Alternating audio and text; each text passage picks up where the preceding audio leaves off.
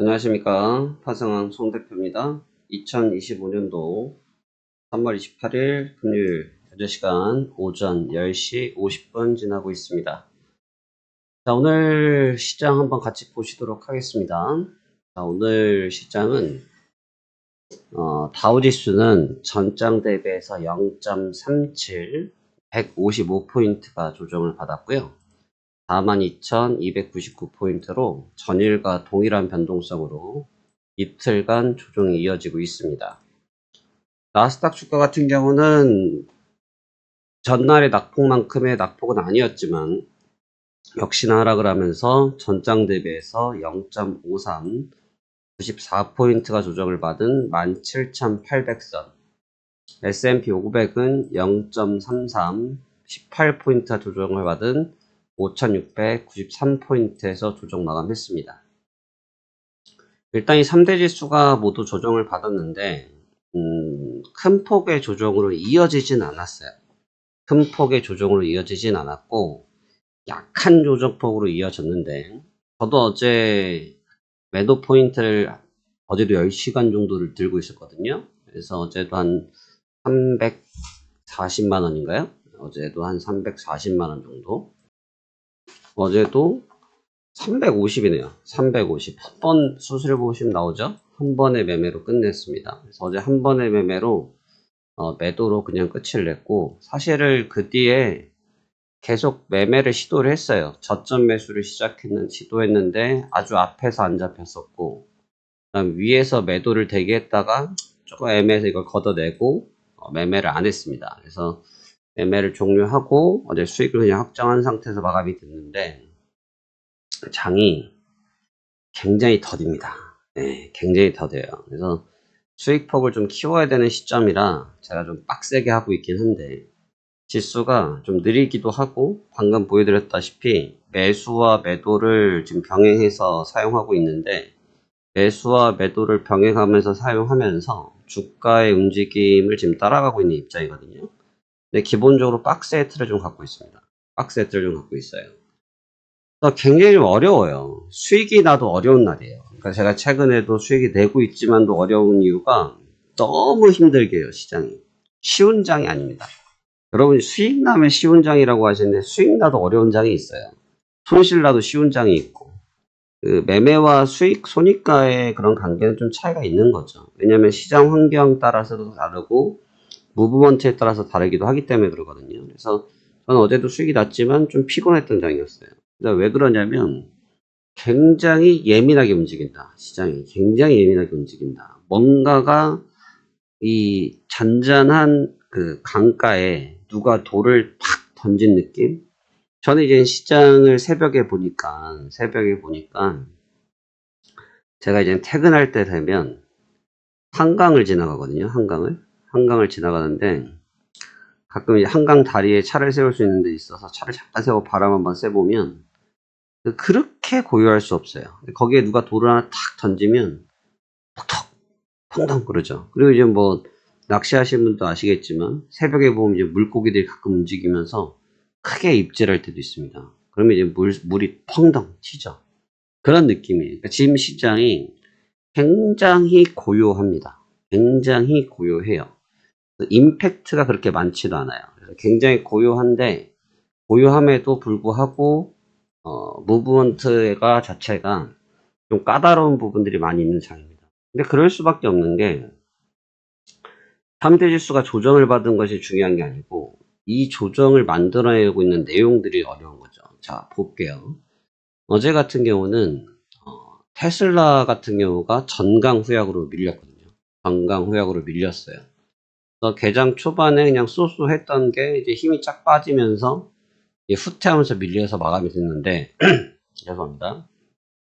얘가 중간에 왜 좋았었냐면 테슬라가 자동차를 만들잖아요. 자동차를 만들죠. 자동차를 만드는데 전기차죠. 정확히 말하면 전기차를 만들어요. 근데 이 테슬라가 판매하는 모델 3든 뭐가 Y든 뭐든 전 잘 몰라요. 하여튼 테슬라 차를 판매하는데 그 팩토리가 중국에도 있고 여러 군데 있지 않습니까? 멕시코도 있고. 근데 미국의 소비자들이 타는 이 팩토리에서 나오는 이 자동차는 미국에서 소진을 하거든요. 그래서 어제 포드나 GM 이런 데들은 두들겨 맞았어요. 포드 같은 경우는 밀려버렸거든요. 근데 왜냐면 걔네들은 공장이 멕시코에 있어요.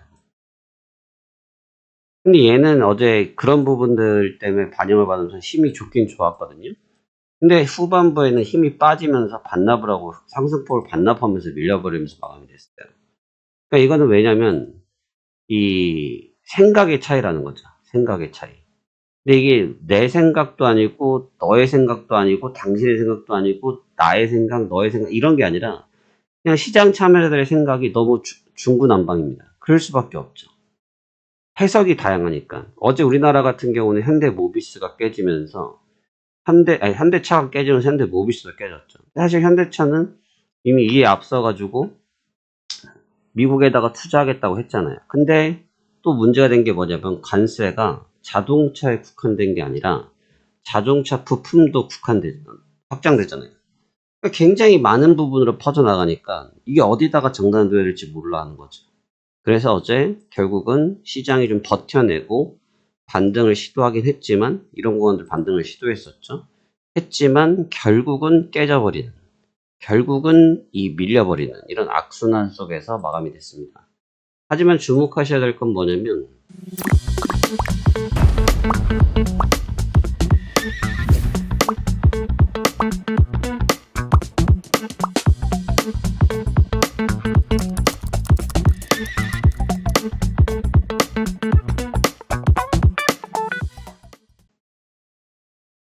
쏟아져 내리는 장이 아니에요.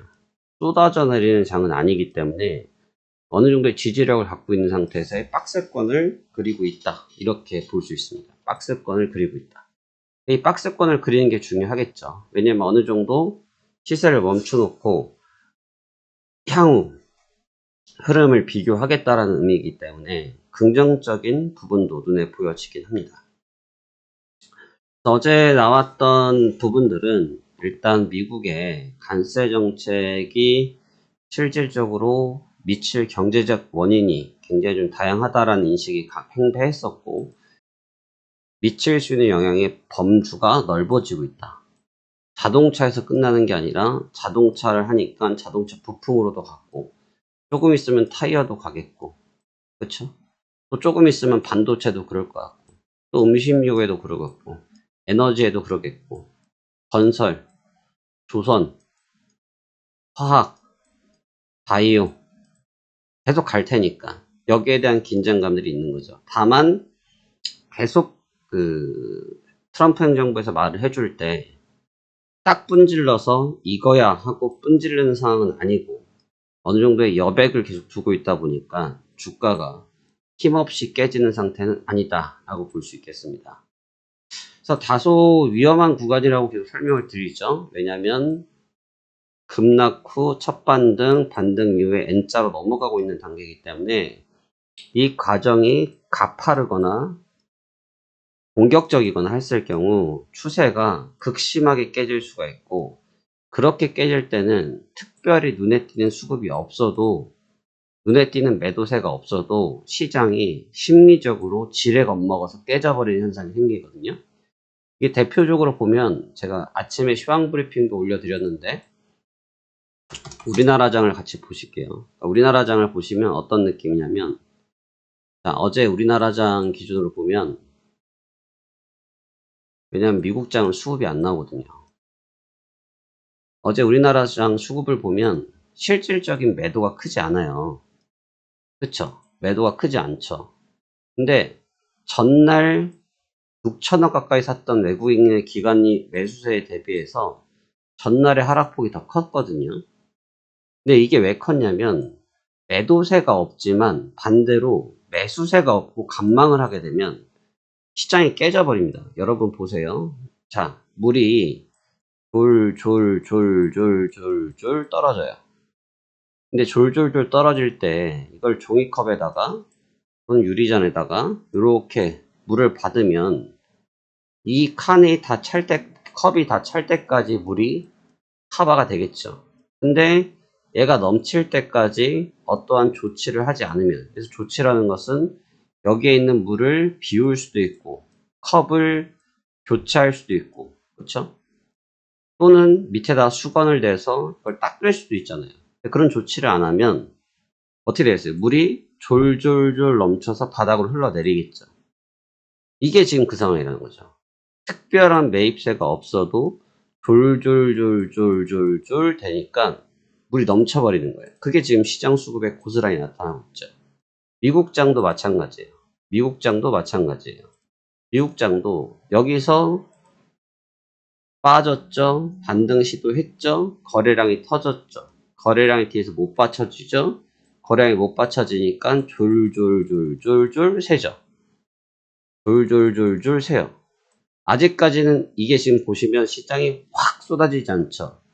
누가 컵을 이렇게 대고 받쳐주고 있죠. 그래서 넘칠랑 말랑 하면 누가 여기서 빨대를 꽂아가지고 물을 쭉 빨아먹든지 아니면 옆에다 수건을 대고 있든지 하는 상황이 되는 거죠. 그러니까 카바가 되는 건데, 이게 만약에 이 현상이 없어지고 애따 모르겠다 하고 컵을 확 치워버리면 바닥으로 계속 물이 졸졸졸졸 새는 게, 여기서 떨어지는 거는 졸졸졸졸이지만 이미 바닥에는 물이 흥건한 상태가 될 수 있다는 거죠. 그게 지금 시장의 상황이라는 겁니다.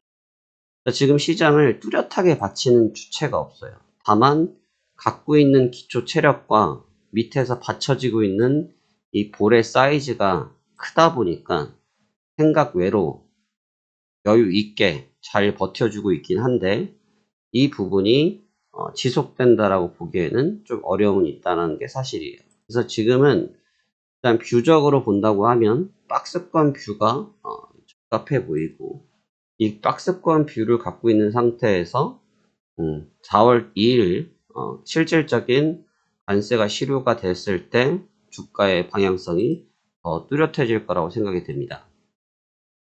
현재는 공격적인 매매 전략을 쓰기는 좀 그렇고 좀 어렵고 방어적인 전략을 쓰는 게 유리할 것 같은데, 제가 방금도 보여드렸지만 매수와 매도를 번갈아 쓰고 있는 것처럼 어느 한쪽이 뚜렷하게 이긴다라는 생각은 제가 볼 땐 좋아 보이진 않습니다. 양방향을 열어두는 매매 전략을 선택하는 것이 현재로서 맞는데, 큰 관점에서는 저점을 어느 정도 다져놓은 상태고요. 작은 관점으로 보게 되면 저점이 이탈되고 있는 상태입니다.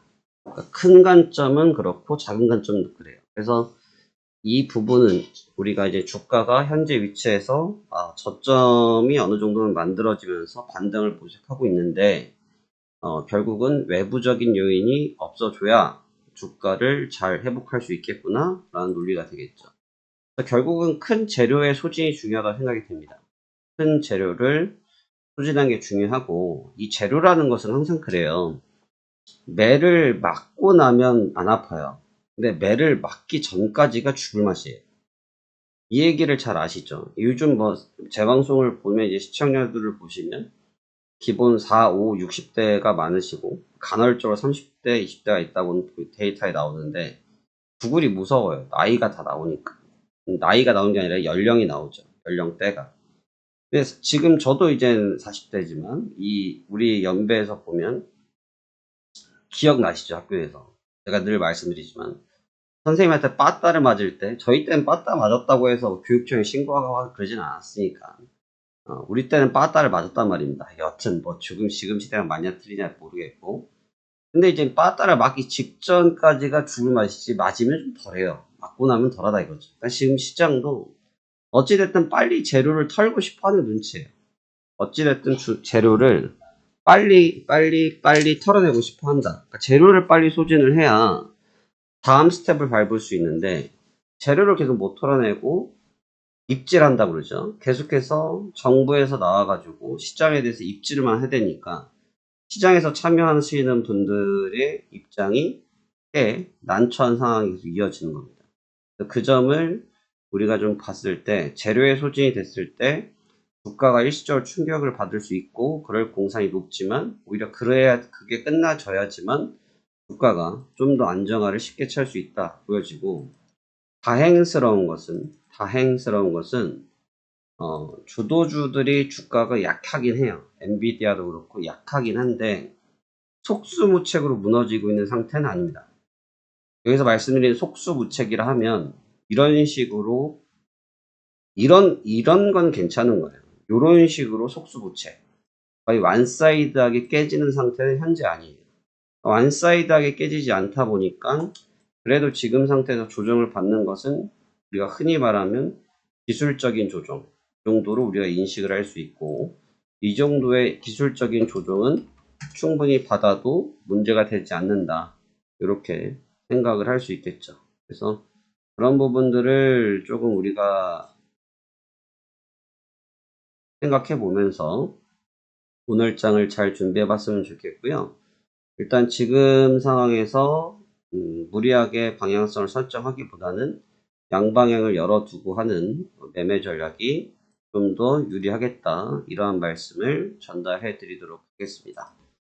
저는 오늘도 시간이 지금 요 며칠을 이틀간 지금 매매 포인트를 매매를 많이 하지도 않아요. 매매 하루에 한 번 했었거든요. 근데 워낙 수익을 낼 수 있는 포인트가 길다 보니까 수익을 잘 길게 잡다 보니까 어제처럼 뭐 350만씩 수익 내는 걸 제가 잘 하질 않아요. 하루에 한 계약으로 하니까 저는. 그래서 원래 그 정도의 매매를 잘 안 가져가려고 하고, 왜냐면 그렇게 하면 이게 좀 무리가 되는데 지금은 좀 그렇게 공격적으로 하고 있긴 하거든요. 근데 왜 그렇게 하냐면 지금 장이 라인을 그냥 따라가는 장이라서 그래요. 뭐 힘겨루기를 하고 눈치를 지금 자리가 하는 게 아니라 라인을 따라가다 보니까 그런 매매를 좀 하다 보니까 좀 시간이 오래 걸리고 있는데, 오늘도 시간이 좀 오래 걸리다고 해도 일단 오전부터 치고 들어갈 생각이에요. 그래서 오전부터 라인을 좀 그려볼 생각이고, 전략적으로는 일단 매수 우위를 좀 일단 생각을 하고 있는데, 추세적인 생각보다는 앞서 말씀드린 것처럼 박스권적인 개념으로 접근하면서 오늘도 대응해 볼 예정입니다. 어느덧 금요일이네요. 잘 마감하시고 저도 오늘 매매 잘 마무리하고 주말 잘 쉬고 다시 오도록 하겠습니다. 체험 문의 많이 감사드리고, 그 다음에 최근에 저희 채널 계속 들어오고 계신데 시황과 브리핑은 계속 무제한적으로 전달해드리고 있습니다. 그래서 체험은 뭐 저희가 알아서 오시라 이런 얘기를 해드리지 않고, 본인이 체험이라는 건 본인이 시간을 맞추셔서 본인이 하실 수 있을 때 해야 되지, 저희가 막 권한다고 해서 되는 게 아닙니다. 그래서 여러분들이 체험을 받고 싶은 시간을 잘 정하셔서 오셔야 될지, 기회를 두 번 안 드려요. 늘 말씀드리지만 체험을 계속 한다고 해서 좋아지지 않죠. 여러분 그 가전제품 뭐 예를 들어서 안마기, 침대 뭐 이런 것들도 체험해 본다고 하면, 백화점에서 갔어요. 저도 내일 백화점 가는데 백화점을 갔어. 그럼 거기 안마기를 앉았어. 너무 좋아. 그러면 백화점 끝날 때까지 거기 앉아가지고 체험만 하실 거예요? 그렇죠? 그게 아니지. 결국은 사든지 말든지 둘 중에 하나죠. 그러니까 체험은 내가 정말 진중하게 체험을 해볼 수 있을 때 해보는 거지, 그냥 놀면서 할 수 있는 게 아닙니다. 그래서 심심풀이를 하려고 하시면 아예 시도도 하지 말아라. 의미가 없다. 왜냐면 의미 있게 집중해서 같이 호흡을 해서, 야 이렇게 했을 때 내가 하루에 한 300만원 500만원 벌 수 있겠구나, 아 이렇게 했을 때 내가 하루에 200만원 손실 볼 수 있겠구나, 아 이렇게 하니까 한 달에 1500만원 2000만원 수익이 났구나, 이걸 경험해 봐야 되는 거지, 그게 아닌 거는 체험이 아닙니다. 그래서 내가 준비가 됐을 때, 저희는 늘 준비가 돼 있습니다. 늘 이 일만 하고 사니까요. 그래서 내가 준비가 됐을 때 체험을 신청하시기 바라겠습니다. 자, 그럼 좋은 주말 되시고 전 다음 주에 다시 뵙도록 하죠. 감사합니다. 파생왕 송대표였습니다.